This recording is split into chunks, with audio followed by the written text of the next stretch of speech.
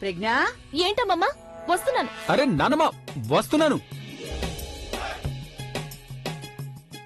వదలండి. ఏంటమ్మమ్మా? నువ్వెందుకిలా తన వెనక నిలబడి ఉన్నావు? రక్షణ కోసం. ఆ? అనుమతి. అనుమత? అది నేను అనుమతి తీసుకుంటున్నాను నీ దగ్గర ఇలా నిలబడి ఉండొచ్చా అని. అదేంటంటే నువ్వేమైనా మాట్లాడాలనుకుంటే మాట్లాడుకోవచ్చు, ఏమైనా పని చేయాలనుకుంటే చేసుకోవచ్చు. నాకు కూడా చిన్న పని ఉంది, అది నేను నీ పని అయిపోయిన తర్వాత చేయించుకుంటాను. నేను అడుగుతున్నాను, నువ్వు తన వెనక. సారీ, నేను ఇటువైపు తిరుగుంటాను నానమ్మా, అటువైపు నేను అస్సలు చూడను. అరే నానమ్మ, నువ్వు నా గురించి వదిలే, నీ పనేంటో దాని గురించి ఆలోచించు. నేను అసలు లేననుకోవచ్చు కదా, నువ్వు మాట్లాడుకో. నువ్వు తన వీపుకి వీపు ఆనించి అసలేం చేస్తున్నావు? అరే అక్క, అదేంటంటే తనకి ప్రజ్ఞ రూపంలో ఇప్పుడు ఒక కొత్త ప్రేరణ దక్కింది. దాంతోనే తను ఇప్పుడు ఒక కొత్త ఆల్బం తయారు చేస్తాడు. ఇలా ఆల్బం తయారు చేశాడంటే అప్పుడు దానికన్నా ముందు వీళ్ళిద్దరిది వీడియో ఆల్బం రిలీజ్ అయిపోతుందేమో. ఏంటమ్మమ్మా మీరు కూడా? ఏం పర్వాలేదు, వదిలేద్దాం. పాత ఇందు, మనం వెళదాం. కానీ అమ్మమ్మ మీరు మేము వెళ్తున్నాం. ఏం చేస్తున్నారు మీరు? అరే నువ్వేం చేస్తున్నావు? అరే మీతో మాట్లాడడానికి నేను మీ వైపు తిరగాలి కదా. నాతో మాట్లాడాలంటే నా మొహం చూడడం అవసరం అంటావా? అది కాదు, కాస్త చెప్పేది వినండి. మొహం చూడాలంతే కదా, చూపిస్తాను. చూడు, ఈ పార్టీలో చాలా మంది మొహాలున్నాయి, చూడు. మనం పంచేద్దాం, నువ్వు నాతో పాటు గదిలోకి పదా, నేను నీతో మాట్లాడాను. ఎస్, మిమ్మల్ని కలవడానికి వస్తున్నాం. అలాగా, చాలా త్వరగా వచ్చేసారు, పద. కానీ మీరు నన్ను ఎక్కడికి తీసుకెళ్తున్నారు? ఏం చేస్తున్నారు మీరు? నాకేం అర్థం కావడం లేదు. అరే ఏం చేస్తున్నారు మీరు? డాన్స్ చేయడం అయిపోయింది కదా, అయినా మీరు ఎందుకు నాకు ఇలా అతుక్కొని నిలబడ్డారు? నేనేం అతుక్కోలేదు, మరి నేనది అతికిస్తున్నాను. ఏంటి మీ ఉద్దేశం? లేదు, నాకు అర్థమైంది. మీరు నన్ను ఎగతాళి చేయాలనుకుంటున్నారు. మీరు ఎప్పుడు ఇలాగే నన్ను ఎగతాళి చేస్తూనే ఉంటారు. అక్కడ అందరి ముందు నాకు అతుక్కొని నిలబడ్డారు. అందరూ నన్ను చూసి నేనేమి నిన్ను ఎగతాళి చేయట్లేదు. ఇంతక నాకు అది కనిపించింది, దాన్ని నువ్వు చూడలేవు. మళ్ళీ మీరు నన్ను ఎగతాళి చేస్తున్నారు. నేను కళ్ళజోడు పెట్టుకోలేదని మీరు నన్ను ఎగతాళి చేస్తున్నారు. నాకు అంతా కనిపిస్తుంది. మీకు కనిపించింది కూడా నాకు పూర్తిగా కనిపిస్తుంది. అదెలా కనిపిస్తుంది? ఏంటి మీ ఉద్దేశం? అంటే మీరు మళ్ళీ నన్ను ఎగతాళి చేస్తున్నారు. మీరు ఎందుకు ఇలా డాన్స్ చేస్తున్నారు? ఏం చేస్తున్నారు మీరు? అరే చూడు. ఏంటి చూడు? అంటే మీరు ఇది చెప్పాలనుకుంటున్నారా? దీన్ని దాచడానికి ప్రయత్నం చేశారా? ఇందాకటి నుంచి. I'm so sorry. It's okay.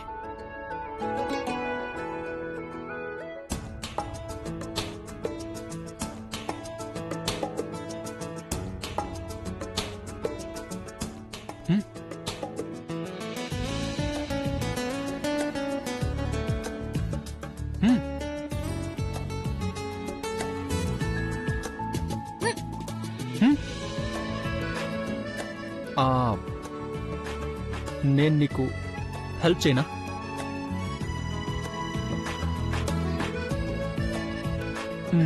నువ్వు అటు తిరుగు, నేను హెల్ప్ చేస్తాను.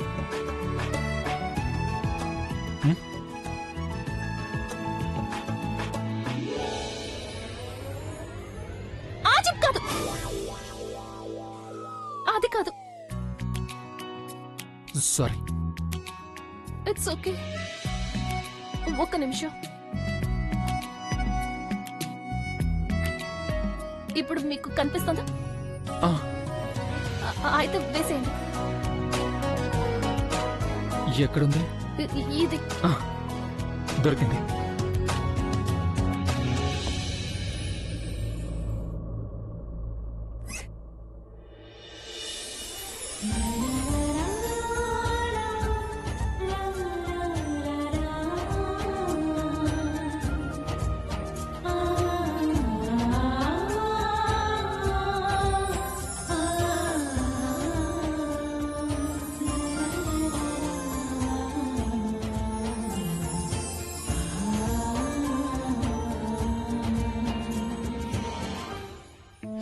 నేను ప్రజ్ఞను ఓడించాల్సిందే. ఆలియా మాటలు వినకూడదు. ఇప్పుడు నా మనసు ఏం చెప్తే అదే చేస్తాను. అలాగే నేను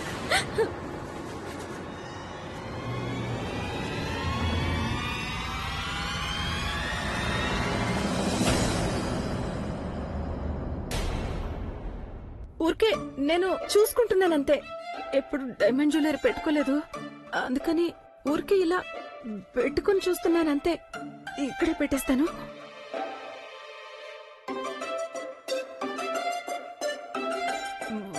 ఇక్కడే పెట్టేస్తాను. వైశాలి, సైలెంట్ గా జ్యువెలరీ నువ్వు అక్కడే పెట్టే, లేకపోతే తను మిగతా జ్యువెలరీ అంతా నీ మీదకే విసురుతుంది. ఒకవేళ మీకు డైమండ్ జ్యువెలరీ అంత ఇష్టమైతే వీటిని మీరు మీ దగ్గరే ఉంచుకోవచ్చు కదా.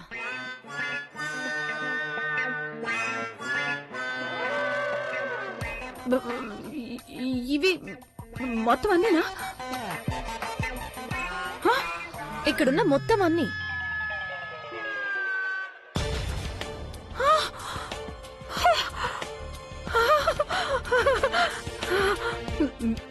అది కూడా శాశ్వతంగా. ఏమంటున్నావు నువ్వు?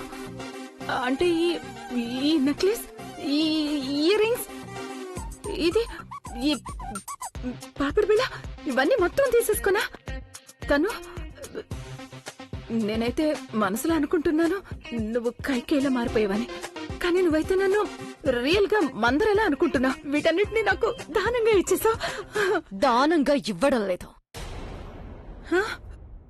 అంటే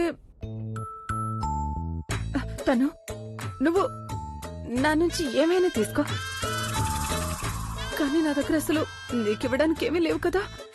లేదు లేదు, ఉంది ఉంది.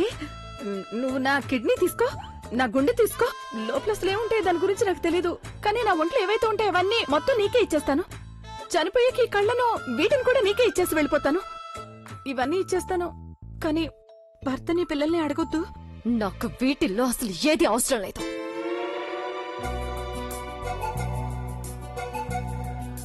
మరి ఇంకేం కావాలి? వీటన్నిటిని నేను అలాగే తీసేసుకోనా? వీటన్నింటినీ తీసుకుని మీరు నాకు చిన్న సహాయం చేస్తే చాలు. నేను నీకు సహాయం చేయాలా? తప్పకుండా చేస్తాను తను. ఇప్పుడు నీ మేకప్ అంతా పాడైపోయింది కదా, అది అది సరి చేస్తాను నేను. పద పద తను వెళ్దాం, పద. మేకప్ ని సరిచేయడానికి కాదు, ఓ ప్రజ్ఞని చంపడానికి నాకు మీ సహాయం కావాలి.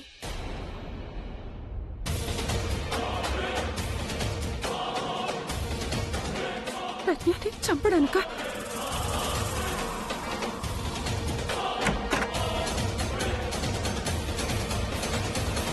నువ్వేమీ జోక్ చేయడం లేదుగా? ఇంత జ్యువెలరీ మీకు శాశ్వతంగా ఇస్తున్నాను, అవి కూడా డైమండ్. మీకు జోక్ చేస్తున్నాను అనిపిస్తుందా?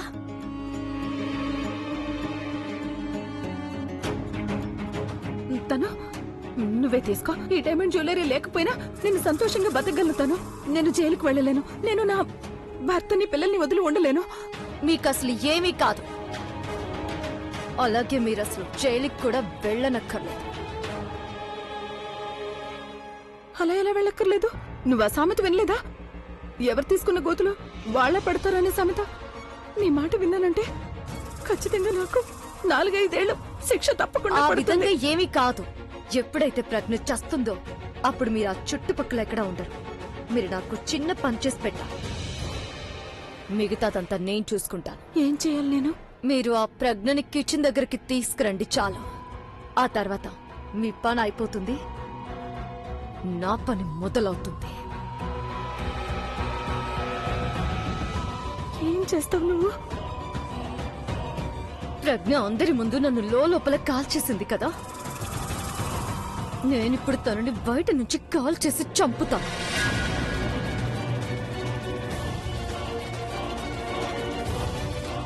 అండ్ డోంట్ వరీ,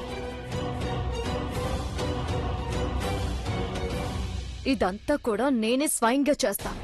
మీరు తనని కిచెన్ వరకు తీసుకురండి చాలు. మీరు చిన్న పని చేస్తే సరిపోతుంది. కానీ ఆలోచించుకోండి, ఇంత పెద్ద ఆఫర్, ఇన్ని ఎక్కువ డైమండ్ జ్యువెలరీ, కానీ మీరు ఎంత పని చేయాల్సి ఉంటుంది? ఇంత చిన్న పని అంతే. ప్రజ్ఞని కిచెన్ వరకు తీసుకురావడం, అలాగే తనని కాల్చడానికి నాకు సహాయం చేయడం. ఆ తర్వాత మీరు ఈ డైమండ్ జ్యువెలరీ పెట్టుకుని జీవితాంతం మీ స్నేహితురాళ్ళు కుళ్ళుకునేలా చేయొచ్చు.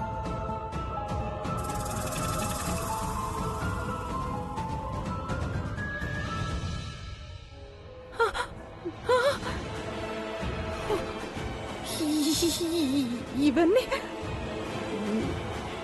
నాకా? మొత్తం అన్ని మీకే.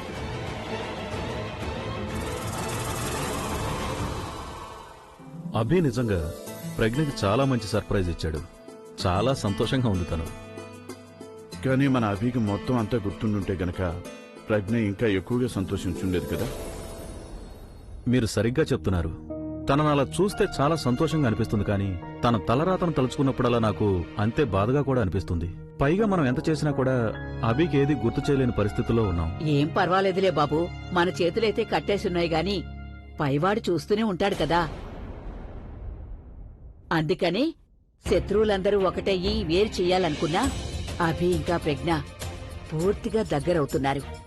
అందుకే అందరూ అంటారు, చెడ్డవాళ్లు ఎంత చెడు చేయాలనుకున్నా అప్పుడేం జరుగుతుంది, భగవంతుడు ఏం కోరుకుంటాడో అదే అదే జరుగుతూ జరుగుతుంది. ఉంటుంది.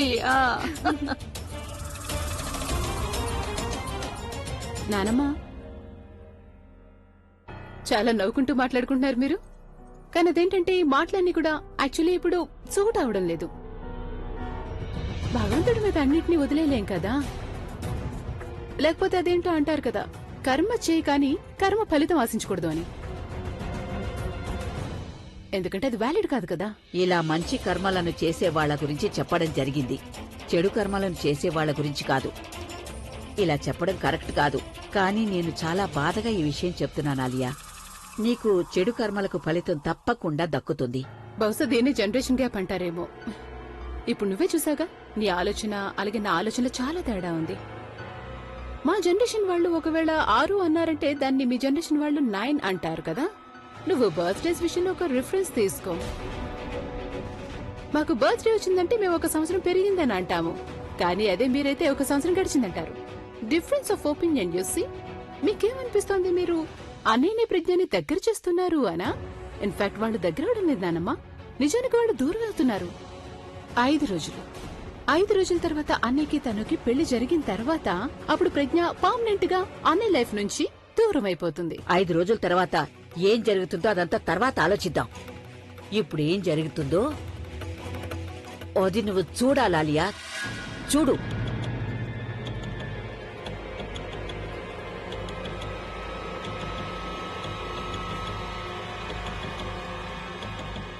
Thank you.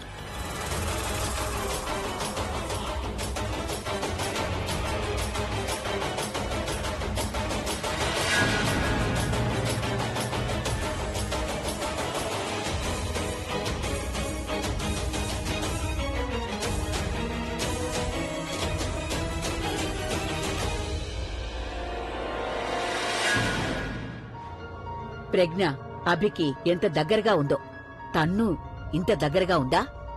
లేదు కదా. ఇక ఈ 5 రోజుల్లో నువ్వు చూస్తూ ఉండు, అభికి తన్నుకి మధ్య ఎంత దూరం పెరుగుతుందో. ఎంత దూరం పెరుగుతుంది అంటే చాలా పెద్ద లోయ కనిపిస్తుంది. ఇక ఆ లోయలో అయితే నువ్వు పడతావు, లేకపోతే ఆ తన్ను. దాని గురించి మీ ఇద్దరూ ఆలోచించుకోండి, సరేనా?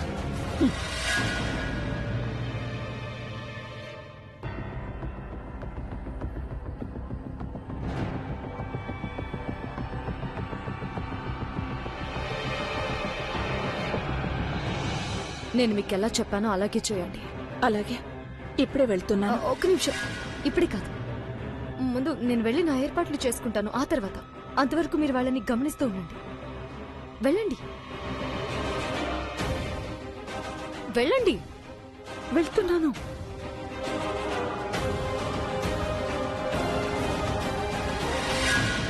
అయ్యో వెళ్ళండి, వెళ్ళండి. వెళ్తున్నాను.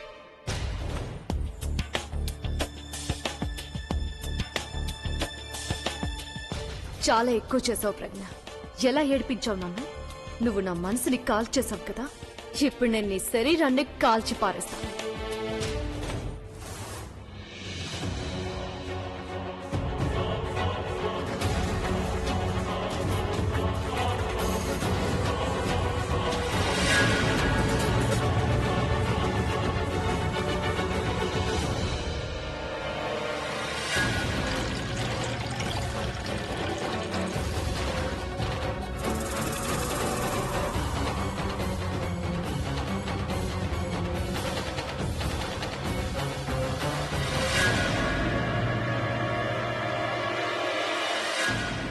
నేను వెళ్ళి అమ్మమ్మని కలిసొస్తాను. అరే ఆగు, నేను నీకోసం ఒకటి తెప్పించాను.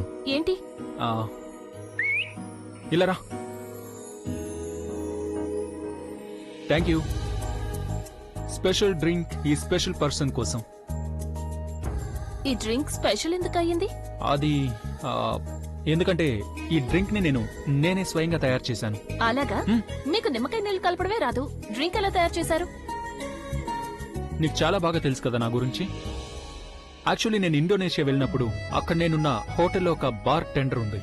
వాళ్ళు నా కోసం ఈ డ్రింక్ చేసి ఇచ్చారు. అప్పుడు నాకు ఈ డ్రింక్ బాగా నచ్చింది. అందుకని వాళ్ళు నేను ఈ డ్రింక్ రెసిపీ కావాలని అడిగాను.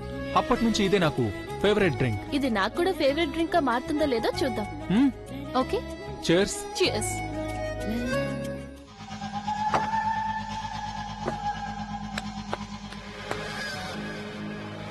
ఏం జరుగుతుందన్నా? అసలు నీకు ఏం కావాలో నాకైతే అర్థం కావట్లేదు. ఒకసారి నీకు నా ప్లాన్ ఫ్లాప్ అనిపిస్తుంది, ఒకసారి నేను ఈ ఊరు వదిలి వెళ్ళిపోవాలని కోరుకుంటావు. కానీ ఇప్పుడు నీకు నా సాయం మళ్ళీ అవసరమైంది. మైండ్లో ఏం నడుస్తుందో చెప్తావా లేక?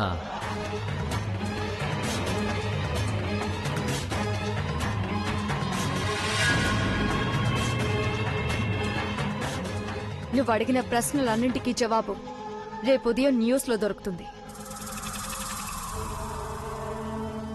ఈ 5 రోజుల్లో కేవలం నేను పెళ్లి ఏర్పాట్లు మాత్రమే చేసుకుంటాను అనుకున్నాను. కానీ సంతోషించాల్సిన విషయం ఏంటంటే పెళ్లికి ముందు నేను నీ అంత్యక్రియలకు ఏర్పాట్లు చేస్తున్నాను ప్రజ్ఞ. ఎవరినైనా చనిపోయిన తర్వాత కాల్చడం జరుగుతుంది, కానీ నువ్వు కాలిన తర్వాతే చస్తావు. చేర్స్. చియర్స్.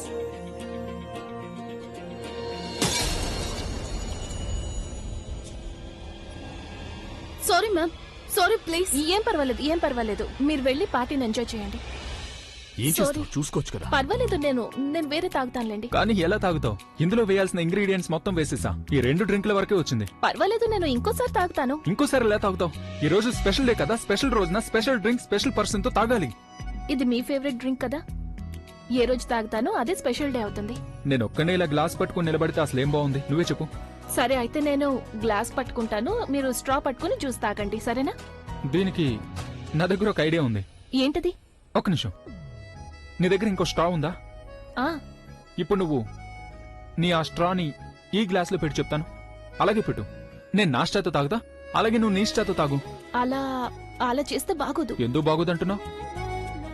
నీ ముందు నిలబడి నేను ఒక్కనే తాగితే అది బాగుంటుందా చెప్పు? నేను అర్థం చేసుకోవడం లేదు. అందరూ ఏమనుకుంటారు? చూడు, అనుకునే వాళ్ళు ఉన్నారే, వాళ్ళు కూడా ఏదో ఒక రోజు ఒకటే కొబ్బరి బొండలో 2 స్టాలు పెట్టుకుని కొబ్బరి నీళ్ళు తాగే ఉంటారు. అది కాదు, ఒకటి అనుకునే వాళ్ళ గురించి నువ్వేం పట్టించుకోదు. కానీ ఒకటి గ్లాస్ లో మన ఇద్దరం ఎలా? చూడు, ఒకవేళ నువ్వు తాగనంటే నేను గ్లాస్ ని. వద్దు. సరే, నేను తాగుతాను. చేర్స్. చియర్స్.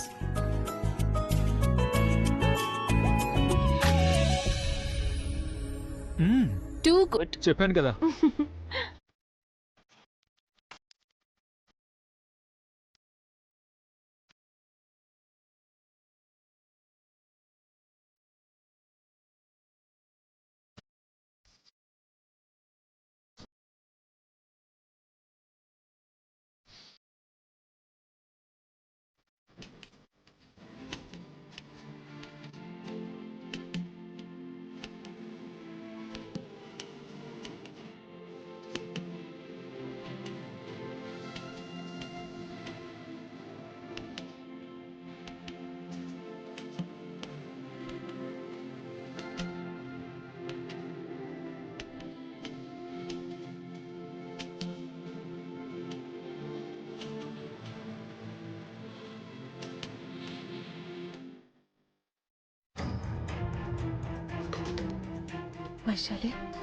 వైశాలి, నువ్వు అసలు ఏం చేస్తున్నావు? నువ్వు ఆ డైమండ్ జ్యువెలరీ కోసం ఇలా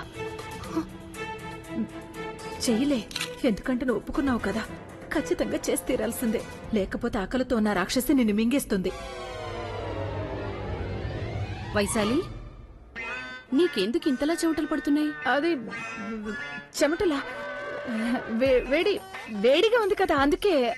వేడా? అదేంటి, ఏసీ ఇంత ఎక్కువగా ఉంటే నీకు వేడిగా అనిపిస్తోందా? అది నేను కిచెన్ కి వెళ్ళాను కదా అత్తయ్య, అక్కడ స్టవ్లు వెలుగుతున్నాయి, చాలా వంటలు కూడా చాలా అవుతున్నాయిగా ఈ రోజు. అందుకని బహుశా దానివల్ల నాకు చెమటలు ఎక్కువగా పడుతున్నాయేమో. నువ్వు కిచెన్ లోకి వెళ్ళావా? ఎందుకు జోకులేస్తావు? ఎవరో పిలుస్తున్నారు నన్ను. వైశాలి, ఏం చేస్తున్నావు నువ్వు? ఫోకస్ చెయ్యి. ఒకవేళ ఇలాగే నువ్వు కంగారు పడుతూ ఉన్నావంటే ఎవరికొకరికి నువ్వు దొరికిపోతావు చూసుకో. అయినా ఇవన్నీ వదిలే. నువ్వు కేవలం ఆ డైమండ్ జ్యువెలరీ గురించి మాత్రం ఆలోచించు.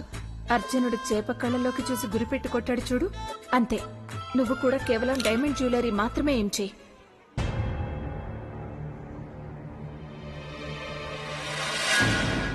లేదు వైశాలి, ఈ పని నీ వల్ల అవ్వదు.